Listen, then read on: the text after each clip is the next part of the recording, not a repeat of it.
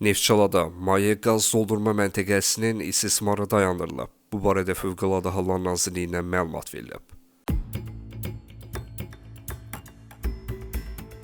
Qeyd olunub ki, Fövqəladə Hallar Nazirliyinin Sənayedə işlərin təhlükəsiz görünməsi və Dağ Mədən Nəzarəti Dövlət Agentliyi sənayedə və dağ mədən işlərində təhlükəsizliyin təmin olunması istiqamətində səlahiyyətləri daxilində zəruri tədbirlərin görülməsini davam etdirir.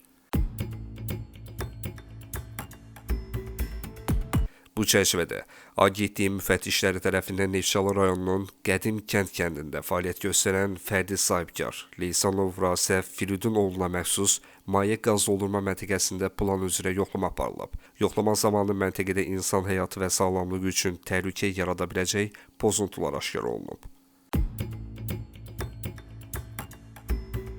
Aşkar olunmuş nöqsanların dərhal aradan qaldırılmasının mümkün olmadığı, eləcə də insan həyatı və sağlamlığı üçün təhlükə yaratdığı nəzərə alınaraq maye qaz doldurma məntəqəsinin istismarı Agentliyin əməkdaşları tərəfindən dayandırılıb və pozuntuların aradan qaldırılması üçün tərtib olunmuş aktın bir nüsxəsi sahibkara təqdim edildi.